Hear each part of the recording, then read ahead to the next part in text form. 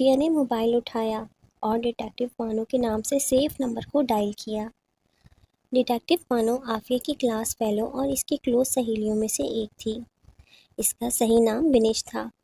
چونکہ بنش بہت زیادہ ڈیٹیکٹیو کی موویز دیکھتی تھی اور اس کی حرکتیں اور صلاحیتیں بھی کچھ ایسی ہی تھیں کہ سب اسے ڈیٹیکٹیو بانو کے نام سے جانتے تھے اور ایسے مشکل وقت میں سب اسی سے مدد مانگتے تھے۔ غالباً 2 مرتبہ رنگ بجی ہوگی کہ دوسری طرف سے کال ریسیو کر لی گئی۔ رات کے 2 بج رہے ہیں۔ اس وقت کال کا مطلب ایمرجنسی ہے۔ بنش نے جیسے عافیہ کو کہا ہو کہ میں کیا مدد کر سکتی ہوں۔ عافیہ جانتی تھی کہ کچھ ایسا ہی سننے کو ملے گا۔ جی ہاں، ایمرجنسی ہی ہے۔ رات تقریباً 8 بجے گھر سے ہم 4 دوست سفر پر نکلے تھے اور نہ جانے کب ہمیں نیند آ گئی یا ہم شاید بے ہوش ہو گئے، اور ہوش آنے پر کار کی فرنٹ اسکرین ٹکڑوں میں بکھری پڑی تھی اور ٹائم 10 کا تھا۔ ہم سب میں سے کسی کو نہیں معلوم کہ آخر کیا ہوا، اور سب سے بڑی بات، ہم چاروں میں سے ایک کے پاس کھجوروں کی ٹوکری موجود تھی جو وہ سفر پر ساتھ نہیں لایا تھا۔ عافیہ نے اسی کے انداز میں اسے ساری بات بتا دی۔ جس کے پاس کھجوروں کی ٹوکری تھی وہ تمہاری طرح اس بات سے زیادہ حیران یا پریشان نہیں تھا۔ کیا میں صحیح ہوں؟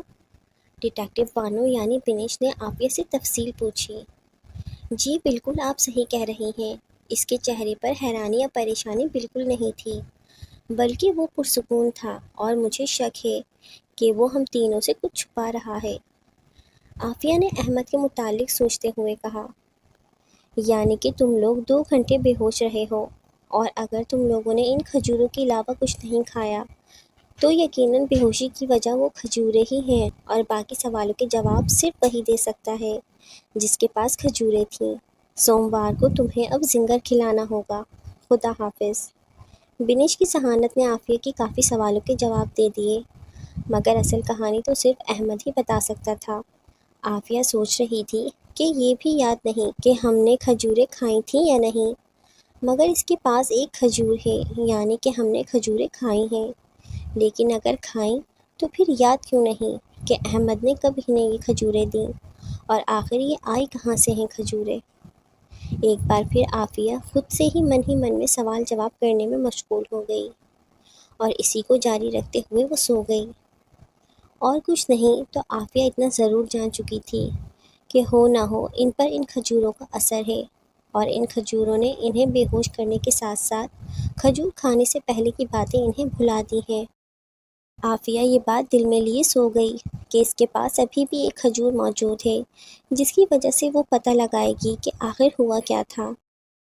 احمد صبح کے تقریباً 10 بجے اٹھا تھا، اور ناشتے سے فارغ ہونے کے فوراً بعد وہ پینٹنگ کا سامان لیے پینٹنگ کرنے میں مشغول ہو گیا۔ چونکہ احمد چھٹی کے روز دوپہر کو ہی کچھ کھاتا پیتا تھا، سو کھانے کی میز پر آج سلطان احمد اور رضیہ بی ہی تھے۔ اچھا تو بیٹی، میں ذرا ایئرپورٹ سے رابعہ کو لے آؤں؟ سلطان احمد نے چائے کے کپ میز پر رکھتے ہوئے کہا۔ رابعہ؟ وہ آپ کے لندن والے مرحوم بھائی کی پوتی؟ رضیہ بی نے حیران ہوتے ہوئے پوچھا۔ ہاں ہاں، وہی رابعہ۔ اچھا میں چلتا ہوں۔ سلطان احمد کرسی سے اٹھ کھڑے ہوئے۔ ابو جان، سب خیر تو ہے نا؟ رابعہ پاکستان آ رہی ہے؟ ان امیر زادوں کو تو ہمارا غریب ملک پسند نہیں۔ رضیہ بی نے مسکراتے ہوئے طنزاً کہا۔ ارے بھائی، میرا پوتا جوان ہو گیا ہے، اس کی شادی کرنی ہے یا نہیں؟ اور ویسے بھی رابعہ احمد کو بچپن سے ہی پسند کرتی ہے، اور میں چاہتا ہوں کہ احمد کی شادی اسی سے ہو۔ سلطان احمد نے مسکراتے ہوئے اپنا فیصلہ سنایا۔ مگر ابو جان، احمد سے تو پوچھ لیتے، آپ کو تو پتہ ہے کہ وہ اپنی ہی منمانی کرتا ہے۔ رضیہ بی نے حیران ہوتے ہوئے کہا۔ بیٹی، میں جانتا ہوں، میں کون سا چٹ منگنی پٹویا کی بات کر رہا ہوں۔ فی الحال تو رابعہ احمد سے صرف ملنے آ رہی ہے، 2-3 مہینے رہے گی ہمارے پاس، اور اس دوران یہ بھی معلوم ہو جائے گا کہ احمد کے دل میں رابعہ کے متعلق کیا ہے۔ مگر تم یہ بات احمد کو مت بتانا کہ رابعہ آ رہی ہے، احمد کو سرپرائز دینا ہے، بلکہ تم بھی میرے ساتھ ہی چلو، رابعہ کو ایئرپورٹ سے لے کر آتے ہیں۔ سلطان احمد من ہی من میں بہت خوش ہوئے تھے۔ رضیہ بی نے بہت دیر بعد اپنے سسر کو یوں خوش ہوتے دیکھا تھا، سو وہ ان کی خوشی میں شریک ہونے کے لیے چپ چاپ ان کے ساتھ چل دی۔ سلطان احمد کی گاڑی کو گھر سے روانہ ہوئے غالباً 15 سے 20 منٹ ہی گزرے تھے کہ حمزہ کی کار احمد کے گھر کے سامنے پہنچ کر ہارن بجا رہی تھی۔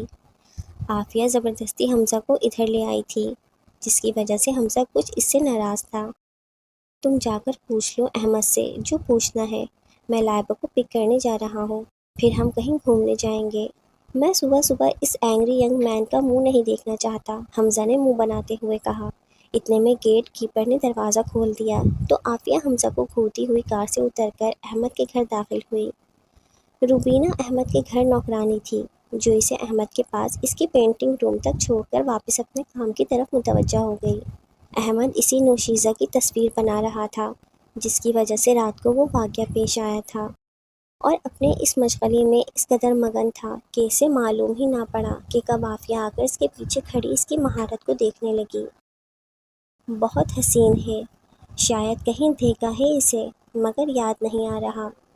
احمد کے پیچھے چپ چاپ کھڑی عافیہ نے آخر خاموشی توڑی۔ احمد ایک دم پیچھے پلٹا اور عافیہ کو یہاں موجود دیکھ کر حیران رہ گیا۔ تم یہاں تم یہاں کب آئیں؟ میرا مطلب کیا کام ہے مجھ سے؟ احمد بری طرح بھوکلا گیا تھا۔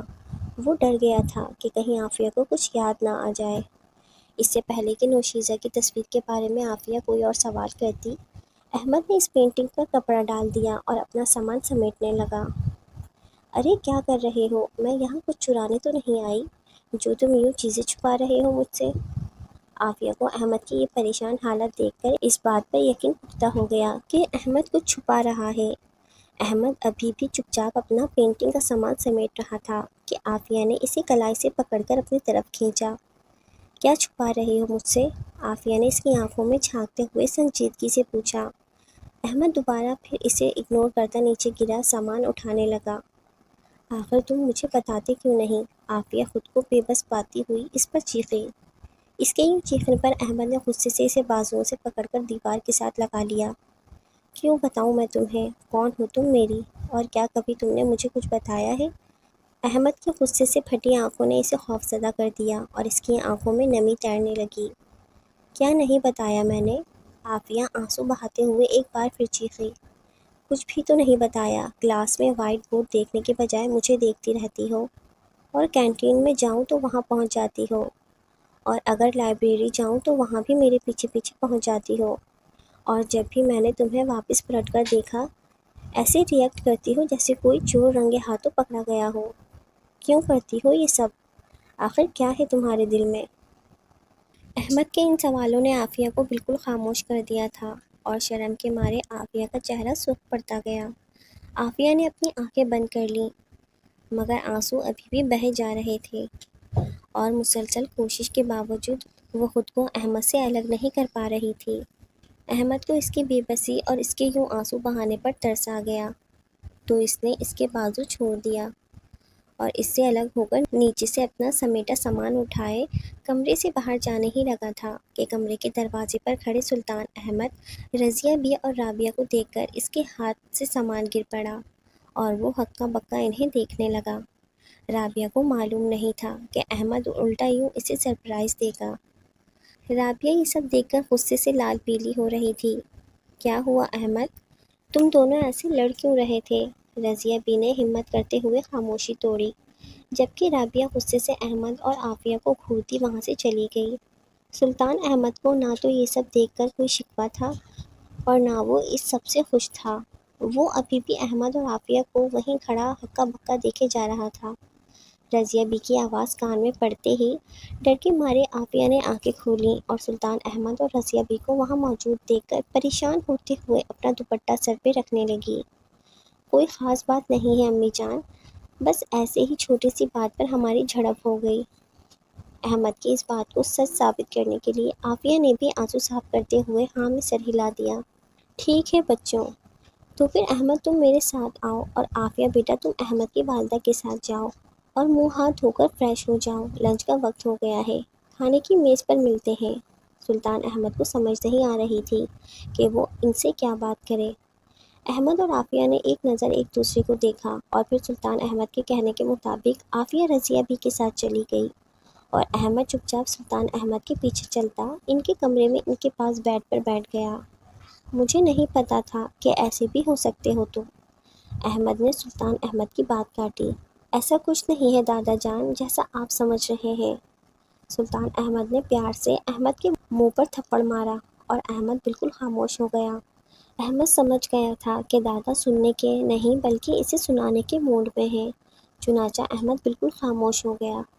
دیکھو بیٹا، مجھے نہیں معلوم تھا کچھ ایسا ہوگا۔ خیر، میں تمہیں مجبور نہیں کروں گا کہ تم ربیہ سے ہی شادی کرو، مگر بیٹا ربیہ یہاں صرف تمہارے لیے آئی ہے۔ کم از کم تم 2 مہینے اس کے ساتھ وقت تو گزار سکتے ہو، اور اس کے بعد تمہارا جو بھی فیصلہ ہوگا ہمیں منظور ہوگا۔ سلطان احمد اب خاموش ہو گیا۔ ٹھیک ہے دادا جان، میں ایسا ہی کروں گا، مگر جہاں تک شادی کا سوال ہے، میں عافیہ کو پسند ہوں، اور یہ اور بات ہے کہ ہم دونوں نے ہی اس بات کو ایک دوسرے سے چھپایا ہے۔ ان 2 مہینوں کے بعد آپ عافیہ کے گھر رشتے کی بات کرنے جائیں گے۔ احمد نے سلطان احمد کی بات مان بھی لی اور یہ بھی جتا دیا کہ جو بھی ہو وہ شادی عافیہ سے ہی کرے گا۔ آنٹی، میں جانتی ہوں کہ میرے والد غلط فہمی کی وجہ سے آپ کی فیملی سے نفرت کرتے ہیں، مگر یہ بات جتنی سچ ہے کہ میرے ابو احمد کے ساتھ میری شادی کے لیے نہیں مانیں گے، یہ بات بھی اتنی ہی سچ ہے کہ میں بھی احمد کے علاوہ کسی اور سے شادی نہیں کروں گی۔ رضیہ بی کے پوچھنے پر عافیہ نے بھی انہیں سب کچھ سچ سچ بتا دیا۔ ارے ربیہ، اتنی اداس کیوں بیٹھی ہو؟ کھانے کی میز پر احمد اس کے پاس والی کرسی پر بیٹھ گیا۔ وہ چڑیل کون تھی؟ ربیہ نے اسے غصے سے گھورتے ہوئے پوچھا، اور اس کی آواز اور آنکھوں سے معلوم پڑ رہا تھا کہ یہ رو رہی ہے۔ اچھا، وہ عافیہ ہے میری کلاس فیلو، احمد نے مسکراتے ہوئے کہا۔ صرف کلاس فیلو ہی ہے نا؟ ربیہ نے ایک بار پھر اسے سنجیدگی سے دیکھا۔ فی الحال تو کلاس فیلو ہے۔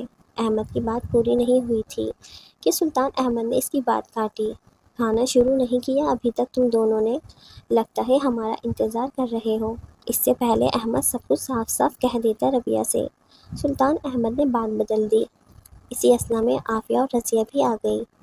عافیہ احمد سے نظر چرا رہی تھی، جبکہ احمد اسے گھور رہا تھا کہ کہیں یہ اس سے ناراض تو نہیں ہوگی، جبکہ ربیہ یہ سب دیکھ کر اندر ہی اندر گھٹنے لگی تھی، اور سلطان احمد اور رضیہ بھی ان بچوں کی یہ حرکتیں دیکھ کر الگ پریشان ہو رہے تھے۔ عافیہ اور باقی لوگ لنچ سے فارغ ہوئے ہی تھے کہ حمزہ لائبہ کو ساتھ لیے آ پہنچا۔ تو پھر چلیں؟ دعا سلام کے بعد حمزہ نے عافیہ سے کہا، جو احمد کو ربیہ کے ساتھ فری ہونے پر گھور رہی تھی۔ عافیہ نے اس سے پہلے احمد کو یوں کسی کے ساتھ ہنستے مسکراتے فری ہوتے نہیں دیکھا تھا، مگر اس میں احمد کا کوئی قصور نہیں تھا، چونکہ ربیہ اس کی بچپن کی دوست تھی، اور واحد ربیہ ہی تھی جس کے ساتھ احمد ہنسی مذاق کیا کرتا تھا، جبکہ ربیہ اس بات کا بھرپور فائدہ اٹھاتے ہوئے عافیہ کو جیلس ہونے پر مجبور کر رہی تھی۔ ٹھیک ہے، تو ہم پھر چلتے ہیں۔ عافیہ نے آخری بار احمد کو اپنی طرف متوجہ کرنے کی کوشش کی، لیکن احمد نے اسے اگنور کیا اور ربیہ کے ساتھ خوش گپوں میں مشغول رہا۔ احمد کی اس حرکت پر عافیہ غصے سے تلملا اٹھی، مگر اس سے پہلے کہ عافیہ غصے میں احمد سے کچھ غلط بول بیٹھتی، حمزہ نے اس کا ہاتھ پکڑا اور سبھی کو خدا حافظ کہتا اسے اپنے ساتھ لیے وہاں سے چلا گیا۔ حمزہ کار ڈرائیو کرتا عافیہ کے چہرے کے تاثرات دیکھ رہا تھا، جو اسے بھی فکر مند کر رہے تھے۔ خاموش کیوں ہو؟ کیا ہوا ہے؟ آخر حمزہ نے خاموشی توڑی۔ میری چھوڑو، تم تو لائبہ کو لینے گئے تھے، عافیہ نے بات بدل دی۔ ہاں، اسے بخار ہے، سو گھومنے کا پروگرام کینسل کرنا پڑا، حمزہ نے منہ بناتے ہوئے کہا۔ شام کا وقت تھا، اور ربیہ احمد کے روم میں اس کے ساتھ بیٹھی اپنے گزرے وقت کی باتیں سنا رہی تھی کہ لندن میں اس نے یہ کیا، وہ کیا، لندن میں یہ ہے، وہ ہے۔ احمد کو ربیہ کی یہ باتیں پکا رہی تھیں، جبکہ ربیہ اس مشن پر تھی کہ احمد اس کے ساتھ شادی کر کے اس کے ساتھ لندن چلا جائے۔ جو بھی ہو مس ربیہ، مجھے میرا وطن پاکستان بہت پیارا ہے، اور جو بھی ہو اس کے آگے میں لندن کو کچھ بھی نہیں جانتا۔ احمد کے چہرے کے تاثرات یہ بتا رہے تھے۔ احمد ربیہ کے منہ سے لندن کی تعریفیں سن سن کر اکتا چکا تھا۔ ٹھیک ہے، ناراض کیوں ہوتے ہو؟ ربیہ نے مشکل سے مسکرانے کی کوشش کی۔ احمد، کیا تم کسی کو پسند کرتے ہو جس کے ساتھ تم ساری زندگی گزارنا چاہتے ہو؟ کہ احمد اس سوال کے جواب میں اس کا نام لے گا۔ احمد نے ایک نظر اسے دیکھا اور پھر اس سے مخاطب ہوا۔ ہاں، ہے ایک لڑکی جسے میں بہت پسند کرتا ہوں، مگر وہ تم بالکل نہیں ہو۔ احمد نے مذاق کا سہارا لیتے ہوئے ربیہ کو سچ بتا دیا۔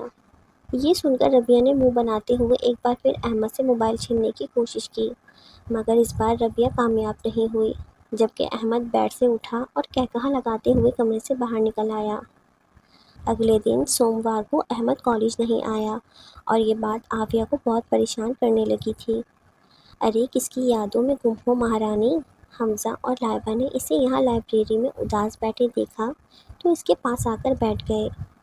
ہونا کیا ہے، سپنوں کا شہزادہ نہیں آیا آج؟ لائبہ نے مسکراتے ہوئے کہا۔ تم دونوں بکواس بند کرو اپنی اور پڑھنے دو مجھے، تم دونوں جاؤ یہاں سے، عافیہ نے اپنی نظریں کتاب پر جماتے ہوئے کہا۔ ہم بھی چلے جائیں گے اور احمد بھی چلا جائے گا لندن والی کے ساتھ۔ حمزہ نے لائبہ کو سب بتا دیا تھا کہ احمد کیسے عافیہ کو اگنور کرتا ربیہ کے ساتھ خوش گپیاں کر رہا تھا اور کیسے عافیہ یہ دیکھ کر جیلس ہو رہی تھی۔ لائبہ کی اس بات پر عافیہ نے حمزہ کو بری طرح گھورا کہ اس نے اسے یہ سب کیوں بتایا۔ ایسے کیوں گھور رہی ہو؟ بہت زیادہ یاد آ رہی ہے تو یہ لو کر لو بات اس سے۔ لائبہ نے کاغذ کا ٹکڑا اس کی طرف بڑھایا جس پر موبائل نمبر لکھا تھا۔ عافیہ نے غصے سے کتابیں سمیٹیں اور لائبریری کے خارجی دروازے کی طرف بڑھی، مگر چند قدم ہی چلی تھی کہ رکی اور پھر واپس پلٹی۔ لائبہ اس کے یوں واپس پلٹنے پر مسکرائی، مگر عافیہ نے منہ بناتے ہوئے اس کے ہاتھ سے وہ کاغذ کا ٹکڑا چھینا اور لائبریری سے باہر نکل گئی، اور حمزہ اور لائبہ کہکہا لگاتے اسے جاتا دیکھنے لگے۔ احمد کالج کے لیے ریڈی ہو کر کھانے کی میز پر بیٹھا ناشتہ کر رہا تھا، جبکہ سلطان احمد اور رضیہ بھی رابعہ کی ہاں میں ہاں ملاتے ہوئے احمد سے بحث کر رہے تھے کہ وہ آج بھی کالج سے چھٹی کر لے۔ اسی اثنا میں احمد کے موبائل کی رنگ بجی تھی۔ نمبر سیف نہیں تھا۔ احمد نے کال ریسیو کی اور کرسی سے اٹھ کر ان سے ذرا دور جا کر کھڑا ہوا۔ کال کی ہے تو بات بھی کر لو۔ جب دوسری طرف سے کوئی نہ بولا تو احمد نے خاموشی توڑی۔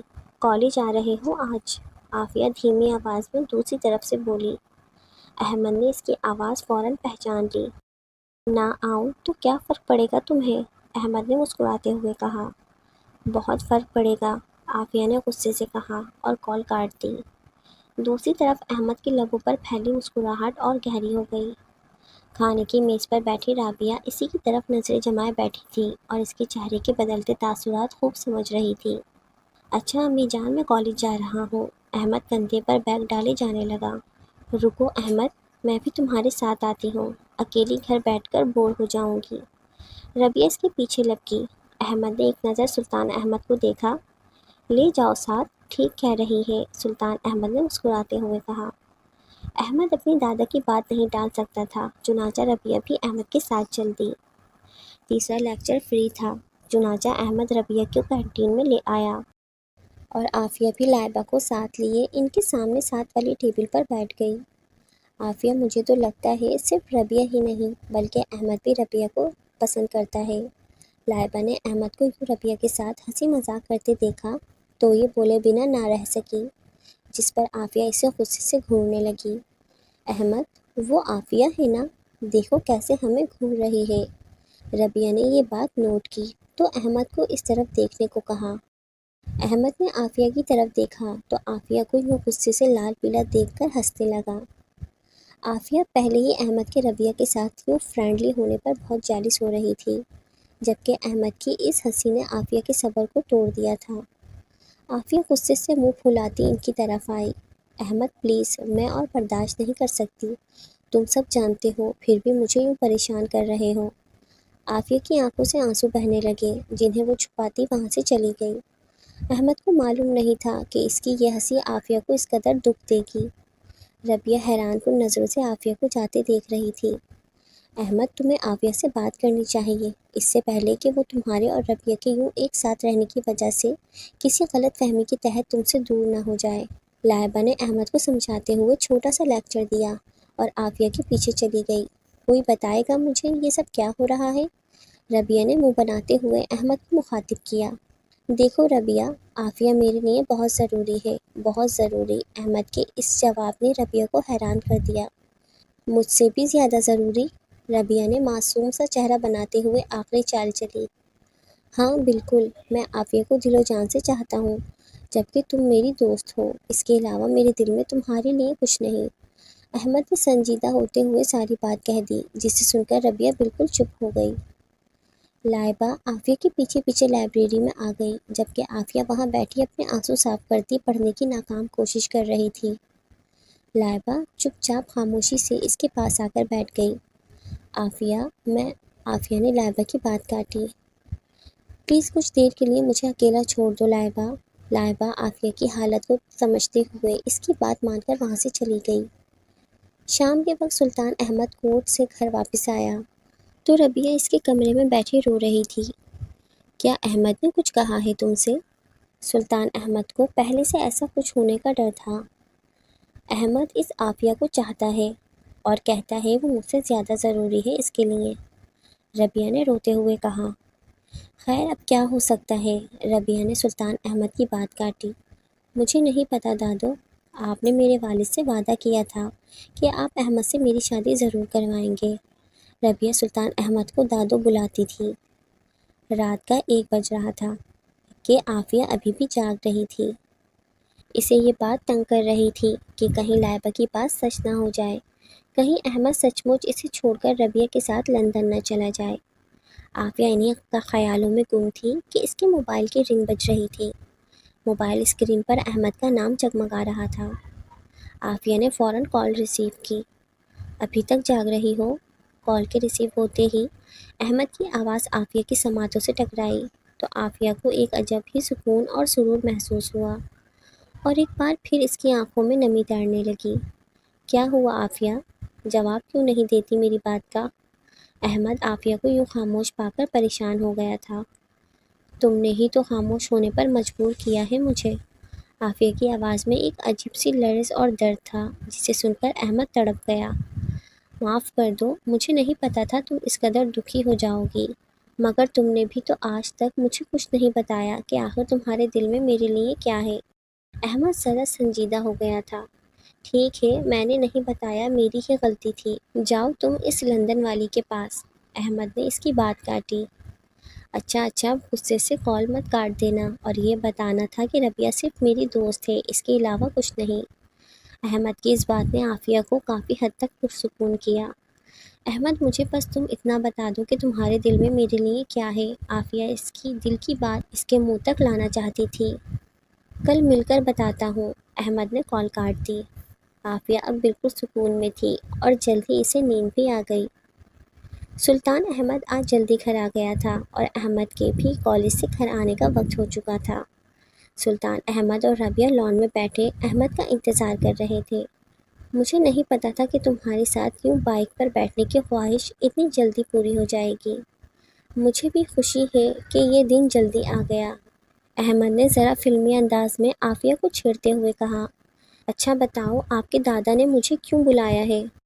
دادا جان آج فیصلہ کرنے والے ہیں کہ ربیہ کے ساتھ کیا کرنا ہے۔ احمد نے بائک کی اسپیڈ دھیمی کر دی تھی۔ نہ جانے کہاں سے اچانک دھند نے ان کی بائک کو آ گھیرا تھا۔ احمد یہ کیا ہو رہا ہے؟ یہ دھند کہاں سے آ گئی؟ عافیہ نے پریشان ہوتے ہوئے کہا۔ احمد نے بائک کی اسپیڈ بالکل دھیمی کر دی تھی۔ کچھ ہی دیر میں دھند ہٹنے لگی تھی، اور جیسے ہی دھند ہٹی احمد اور عافیہ کے سامنے جو منظر تھا اسے دیکھ کر وہ بہت گھبرا گئے۔ وہ احمد کے گھر کے بہت نزدیک پہنچ چکے تھے، مگر یہ دھند ہٹنے کے بعد وہ ایک ہرے بھرے جنگل کے درمیان سے نکلتی سڑک پر موجود تھے۔ ارے یہ ہم کہاں آ گئے؟ عافیہ کا دل گھبراہٹ کے مارے زور زور سے دھڑک رہا تھا۔ احمد بالکل خاموش کھڑا، کبھی اس جنگل کو دیکھ رہا تو کبھی عافیہ کو۔ عافیہ نے احمد کے ماتھے پر ہاتھ پھیرتے ہوئے پسینہ صاف کیا۔ احمد نے عافیہ کی بات کاٹی۔